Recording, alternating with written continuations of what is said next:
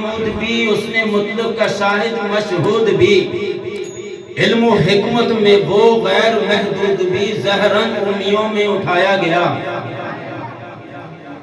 عشر کا ڈر ہو کس کو اے قاسم، میرا آقا ہے وہ، میرا مولا ہے وہ۔ عشر کا ڈر ہو کس کو اے قاسم، میرا آقا ہے وہ، میرا مولا ہے وہ، جس کے دامن میں جنت بسائی گئی، جس کے ہاتھوں سے کوثر لٹایا گیا۔ بات بنتی نہیں، بات بنا لیتے ہیں، بات بنتی نہیں، بات بنا لیتے ہیں، تیرا پاک نام لے کر محفل کو سجا لیتے ہیں، اور روٹھ جاتا ہے جب اللہ مجھ جیسے گناہگاروں سے، روٹھ جاتا ہے جب اللہ ہم سب گناہگاروں سے درود پڑھتے ہیں، اللہ کو منا لیتے ہیں۔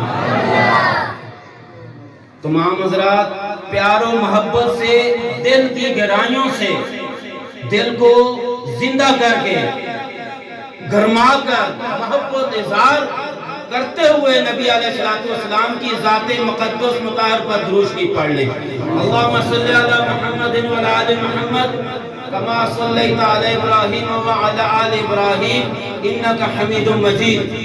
اللہم بارک علی محمد وعلی آل محمد کما بارکت علی ابراہیم وعلی آل ابراہیم انک حمید مجید۔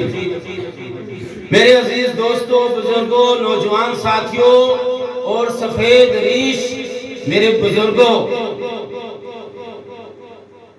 میں نے مولانا اسامہ یا قاری اسامہ کی تقریر سنی، مجھے اپنا بچپن یاد آ گیا، مجھے اپنا وہ میرے مقتدی جانتے ہیں، مجھے وہ اپنا بیان جو شیلا میں بیان کرتا تھا وہ وقت یاد آ گیا۔ میرا کوئی ارادہ نہیں تھا یہاں کھڑا ہونے کا، لیکن جب اس بچے کو میں نے تقریر کرتے سنا تو میں نے کہا میں بھی حصہ ڈال لوں۔ تو اس لیے آپ لوگ میرا ساتھ دیں گے تو دو چار باتیں عرض کروں گا۔ سب سے پہلے تو نعروں سے جواب دیں گے، سستی ختم کریں۔ نعرہ تکبیر! اللہ اکبر! لگاتا تھا جب وہ نعرہ تو خیبر توڑ دیتا تھا، حکم دیتا تھا سمندر کو تو رستہ چھوڑ دیتا تھا۔ نعرہ ایسا لگائیں تو تھریاٹی کے یہ پہاڑ کل قیامت میں گواہی دیں کہ کس نے اللہ اکبر کا نعرہ لگایا تھا، یہ پتھر، یہ درخت، یہ چشمے، یہ پانی کل روز محشر گواہی دے۔ یہ سستی والا نعرہ صبح کا وقت نہیں ہے، زور کا وقت نہیں ہے، سب نے ماشاءاللہ پکوڑے، سموسے، آخری شربت سب کچھ کیا، کھایا، سب کچھ، سب میری طرح اشاش پشاش ہیں، تو نعرے کا جواب صحیح دیں۔ نعرہ تکبیر! نعرہ تکبیر! شان رسالت! خلفاء راشدین! شان صحابہ! اب پتہ چلتا ہے نا کہ کوئی کلمہ گو، کوئی مسلمان جوش میں ہے۔ میرے دوستو، بزرگوں، بھائیوں، رمضان المبارک کا مہینہ، بابرکتوں والا مہینہ ہم سے رخصت ہو رہا ہے، اور یہ بابرکت محفل اور یہ بابرکت رات خوش نصیبوں کو ملتی ہے۔ پچھلے سال کتنے لوگ اس ماہ مقدس میں تھے، اس سال نہیں ہیں۔ پچھلے سال کتنے لوگ اس مقدس رات میں ہم میں موجود ہوں گے، آج نہیں ہیں۔ میرے دوستو، بزرگوں، بھائیوں، ایکسیڈنٹ کے بعد یہ میرا پہلا یہاں بڑے اتر میں بیان ہے، اور پہلی دفعہ میں نے اس ایکسیڈنٹ کے بعد اس مجلس میں شرکت کی ہے۔ یہ اللہ کا بڑا احسان ہے، یہ اللہ کا بڑا کرم ہے۔ اللہ نے پھر مجھے موقع دیا دو چار باتیں آپ حضرات کی محفل میں، آپ بزرگوں اور آپ لوگوں کے سامنے کرنے کی اللہ نے مجھے توفیق دی ہے۔ اللہ کا کرم ہے، اللہ کا فضل ہے، اور اللہ رب العزت سے یہی دعا ہے کہ آپ کے ہاتھوں میں ہی میری موت بھی آئے اور مجھے آپ اپنے ہاتھوں سے دفنائیں۔ میرے دوستو، اور آئے رمضان کے مہینے میں اور جمعۃ المبارک کا دن ہو، مرنا سب نے ہے، لیکن خواہش ہے اللہ کو پتہ نہیں کیا منظور، رمضان کا مہینہ ہو، روزے کی حالت ہو، جمعہ آخری ہو، اللہ پاک اپنے پاس بلا لیں، زبان پر کلمہ شہادت جاری فرما دے، اس سے بڑی کوئی نہیں۔ سامعین محترم، بڑے خوش نصیب ہیں وہ لوگ جنہوں نے الف لام میم سے لے کر والناس تک قرآن مسلح پر سنایا۔ سنانے والے بھی بڑے خوش نصیب ہیں، بڑے سعادت مند ہیں۔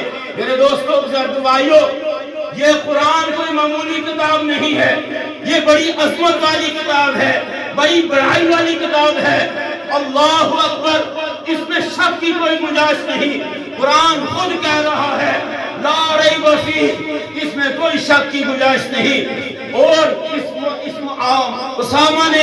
مولانا اسامہ نے حافظ اسامہ نے ایک بات کہی، قرآن کی آیت پڑھ کر کہا کہ اس قرآن کو اللہ رب العزت نہیں نازل کیا، اور اللہ نے وعدہ کیا ہے کہ اسے قیامت تک اس کی حفاظت کریں گے اور کرتے رہیں گے۔ میرے دوستو بزرگوں بھائیو، ہر دور میں قرآن پر نکتہ کرنے والے، قرآن کے مخالفین، قرآن پر نکتہ چینیاں کرنے والے، نہ ماننے والے ہر دور میں آتے رہے، ہر دور میں قرآن کے خلاف پروپیگنڈا ہوتا رہا، ہر دور میں قرآن کے مخالف لوگ ہوتے رہے۔ آج سے کئی عرصہ پہلے میرے دوستوں بزرگوں بھائیوں، جب پاکستان اور ہندوستان تقسیم نہیں ہوئے تھے، ایک ہی ملک تھا، اس وقت میرے دوستوں بزرگوں بھائیوں دہلی کی چوک میں شاہ عبدالعزیز رحمت اللہ علیہ کے پاس ایک شخص آتا ہے اور آ کر کہتا ہے شاہ جی غضب ہو گیا، مسلمانوں کی ناک کٹ گئی۔ شاہ صاحب نے کہا کیا ہوا، کیسے مسلمانوں کی ناک کٹ گئی؟ میرے دوستوں بزرگوں بھائیوں، وہ شخص کہتا ہے شاہ صاحب مسلمانوں کی ناک اس طرح کٹ گئی ہے کہ ایک پادری دہلی کے چوک پہ کھڑا ہے، آگ جلائے ہوئے ہے، اور کہتا ہے او مسلمانوں، اگر تمہاری کتاب سچی ہے، تم سچے ہو، تمہاری کتاب سچی ہے، قرآن سچا ہے، آگ میں ڈالو، میری انجیل سچی ہے، میں بھی آگ میں ڈالتا ہوں۔ جس کی کتاب بچ گئی وہ سچی ہوگی، جس کی کتاب جل گئی وہ جھوٹی ہوگی۔ میرے دوستو شاہ صاحب نے کہا اچھا یہ بات ہے، چل پڑے۔ اس شخص نے کہا قرآن تو لے لو، قرآن، انہوں نے کہا قرآن تک بات نہیں جائے گی، اس سے پہلے ہی ختم ہو جائے گی۔ میرے دوستوں بزرگوں بھائیوں، وہ شاہ صاحب شاہ عبدالعزیز محدث دہلوی رحمہ اللہ چلتے ہیں اور آ کر دہلی کے چوک پر اس پادری کو خطاب کرتے ہوئے کہتے ہیں او پادری بتا تو صحیح تیرا کیا مطالبہ ہے؟ اس نے کہا قرآن بھی آگ میں ڈالو، میں انجیل ڈالتا ہوں، جس کی کتاب سچی ہوگی اس کی کتاب بچ جائے گی۔ اس نے کہا ملعون اور لعنتی، میں رافضی نہیں ہوں، میں شیعہ نہیں ہوں، میں قرآن کا منکر نہیں ہوں، میں قرآن کا جان دینے والا ہوں۔ لا، تو انجیل سینے سے باندھ، میں قرآن کو سینے سے باندھتا ہوں، میں قرآن باندھ کر آگ میں کودتا ہوں، اور تو انجیل باندھ کر آگ میں کود۔ تو بچ گیا، میری کتاب سچی، میں بچ گیا، میری کتاب سچی۔ میرے دوستو دہلی کے چوک پر لوگوں نے دیکھا وہ پادری بھاگنے لگا، اس سے پوچھا گیا وہ پادری جواب دے بھاگتا کیوں ہے؟ تو میرے دوستو پادری نے کہا میں نے انجیل کو جو مسالہ لگایا ہے آگ میں نہ جلنے کا، میں نے اپنے جسم پر نہیں لگایا، لہذا وہ بھاگنے پر مجبور ہو گیا۔ میرے دوستو بزرگوں بھائیوں، ہر دور کے اندر قرآن کی حفاظت کرنے والے علماء، محدث، مفتی اور اسی طرح ہر قسم کے لوگ میدان میں اللہ نے ان سے کام لیا۔ انہوں نے ہر طرح کا مخالفین، قرآن کے مخالفین کا مقابلہ کیا۔ اللہ نے اس کتاب کو آج کی سرخرو، آج بھی 14 سال کا بچہ، 10 سال کا بچہ آپ سے قرآن مسلح سنا رہا ہے۔